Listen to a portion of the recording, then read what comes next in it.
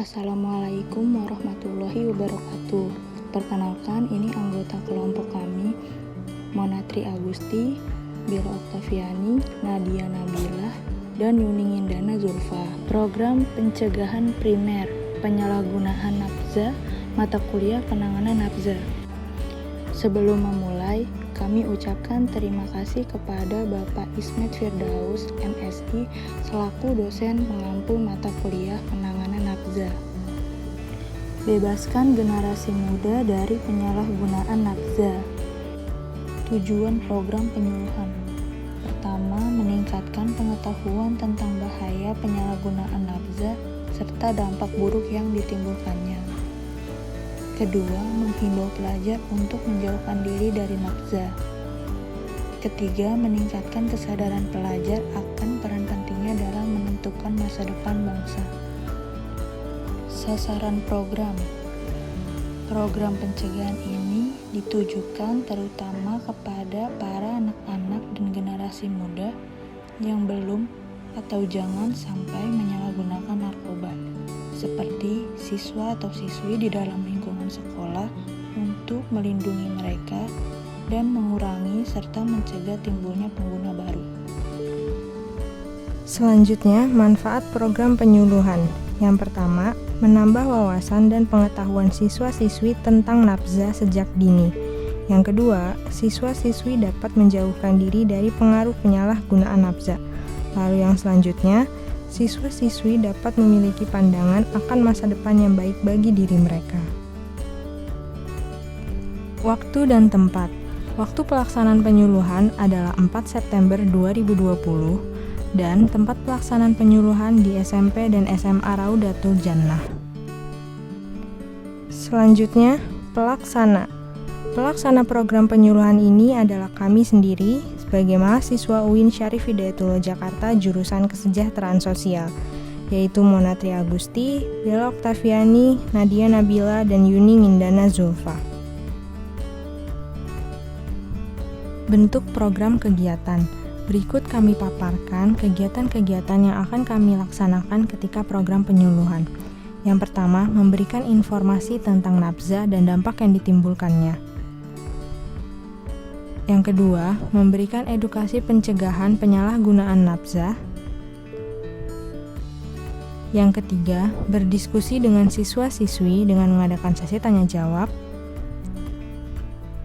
Yang keempat, memajang poster menarik tentang nafza di mading sekolah. Ini posternya. Selanjutnya, masuk ke materi. Pertama, kita harus tahu apa itu nafza.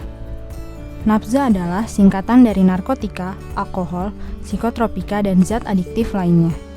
Menurut Undang-Undang Republik Indonesia Nomor 22 Tahun 1997 tentang narkotika, narkotika adalah zat atau obat yang berasal dari tanaman atau bukan tanaman, baik itu sintetis maupun semi-sintetis, yang dapat menyebabkan penurunan atau perubahan kesadaran, hilangnya rasa nyeri, dan menyebabkan ketergantungan. Sedangkan psikotropika diartikan sebagai jenis narkotika yang dapat memberikan pengaruh pada pikiran, emosi, dan perilaku. Psikotropika adalah jenis obat yang bekerja dengan cara mempengaruhi saraf. Zat adiktif lainnya yang dimaksud adalah semua jenis zat selain narkoba dan psikotropika yang dapat menimbulkan kecanduan atau ketergantungan pada penggunanya. Selanjutnya, apa saja sih dasar hukumnya? Yang pertama, Undang-Undang Nomor 5 Tahun 1997 tentang psikotropika. Yang kedua, Undang-Undang Nomor 22 Tahun 1997 tentang narkotika. Yang ketiga, Undang-Undang Nomor 35 Tahun 2009 tentang narkotika. Yang keempat, Peraturan Presiden Nomor 83 Tahun 2007 tentang BNN, BNP, dan BNK. Yang kelima, Instruksi Presiden Nomor 3 Tahun 2002 tentang P4GN, yaitu pencegahan, pemberantasan, penyalahgunaan, dan peredaran gelap narkoba. Kemudian, remaja mana yang paling beresiko? Yang pertama, remaja yang mudah kecewa. Yang kedua, suka mencari sensasi dan cenderung agresif. Ia tidak takut bahaya. Yang ketiga, remaja yang merasa tidak diterima di masyarakat. Biasanya remaja ini mendapatkan stigma yang buruk dari masyarakat. Keempat, remaja yang mudah bosan atau jenuh sehingga melakukan pelarian ke penyalahgunaan nafza. Yang kelima, remaja yang selalu bergaul dengan pecandu. Yang ini memiliki resiko paling tinggi untuk penyalahgunaan narkoba. Ciri-ciri pengguna nafza. Reaksi sebelum menggunakan heroin dapat terjadi dalam 8 jam setelah penyuntikan sebelumnya, setidak-tidaknya setelah terjadi toleransi yang tinggi. Yang kedua, selama beberapa jam berikutnya, individu umumnya mengalami rasa sakit pada otot, bersin-bersin, berkeringat, berurai air mata, dan berulang kali menguap. Simptom-simptom tersebut mirip dengan simptom influenza. Yang ketiga, dalam 36 jam, simptom putus zat tersebut akan menjadi sangat parah. Dapat terjadi kejahatan otot yang tidak terkendali, kram, menggigil, dan wajah memerah, dan berkeringat secara berlebihan, dan meningkatnya denyut jantung serta tekanan darah. Yang keempat, orang yang kecanduan tidak dapat tidur, muntah-muntah, dan mengalami diare. Simptom tersebut berlangsung selama 72 jam, kemudian bertahap dalam kurun waktu 5 hingga 10 hari. Dampak penyalahgunaan nafza terhadap remaja. Yang pertama, perubahan dalam sikap, perangai, dan perilaku, yaitu sering membolos, menurunnya kedisiplinan dan nilai-nilai pelajaran, menjadi mudah tersinggung dan cepat marah, sering-sering menguap, mengantuk, dan malas, tidak mempedulikan kesehatan diri, serta suka mencuri untuk membeli narkoba. Dampak pada fisik. Berat badannya akan turun secara drastis, matanya akan terlihat cekung dan merah, mukanya pucat, bibirnya menjadi kehitam-hitaman, tangannya dipenuhi bintik-bintik merah, serta buang air besar dan kecil kurang lancar, dan sembelit atau sakit perut tanpa alasan yang jelas. Dampak pada emosi. Sangat sensitif dan mudah bosan. Jika ditegur atau dimarahi, pemakai akan menunjukkan sikap membangkang, emosinya tidak stabil, serta kehilangan nafsu makan. Pencegahan. Apa itu pencegahan? Pencegahan adalah suatu upaya yang dilakukan sebelum atau setelah sesuatu terjadi. Pencegahan terdiri dari pencegahan primer, pencegahan sekunder, dan pencegahan tertier. Menurut Undang-Undang Nomor 35 Tahun 2009 tentang Narkotika Pasal 104 berbunyi, masyarakat mempunyai kesempatan yang seluas-luasnya untuk berperan serta membantu pencegahan dan pemberantasan penyalahgunaan dan peredaran gelap narkoba. Mengapa pencegahan? Ada 4 faktor mengapa kita memilih pencegahan, yaitu yang pertama, pencegahan dapat mengembangkan hidup. Yang kedua, pencegahan itu murah dibanding kita harus merehabilitasi atau mengobati. Yang ketiga, biaya pengobatan dan rehabilitasi korban sangat mahal.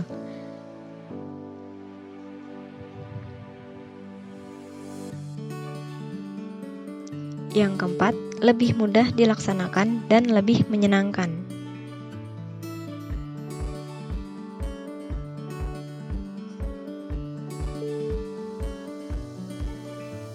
Pencegahan primer. Apa itu pencegahan primer? Pencegahan primer adalah pencegahan yang bertujuan untuk mencegah agar terhindar dari pengaruh lingkungan kehidupan penyalahgunaan narkoba. Nah, pencegahan primer ini ditujukan untuk anak-anak dan generasi muda yang belum pernah dan jangan sampai menyalahgunakan narkoba, serta semua sektor masyarakat yang berpotensi membantu generasi muda untuk tidak menyalahgunakan narkoba. Lalu, bagaimana cara kita melindungi diri kita sendiri dari narkoba? Nah, yang pertama, jalin hubungan yang akrab dan sehat. Yang kedua, lakukan kegiatan-kegiatan positif. Yang ketiga, hadapi setiap tantangan kehidupan dengan prasangka baik. Yang keempat, yakin dapat menyelesaikan masalah. Yang kelima, bersedia memperbaiki diri dan membenahi diri sendiri. Dan yang keenam, berusaha mencapai yang terbaik sesuai kemampuan.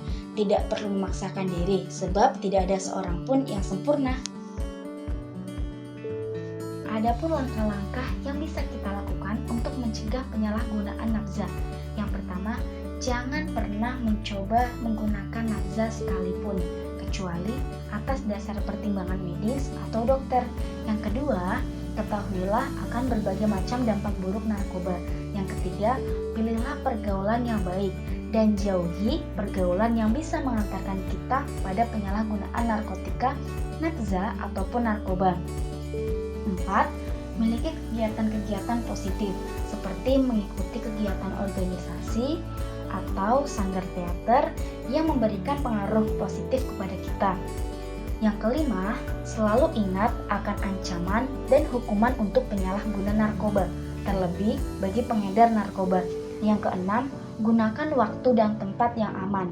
Jangan habiskan waktu kita untuk hal yang tidak berguna. Selanjutnya, bersantailah dengan keluarga, buat momen-momen menyenangkan bersama keluarga.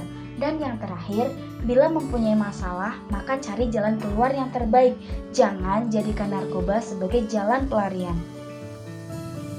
Selanjutnya adalah sesi tanya jawab atau sesi sharing session.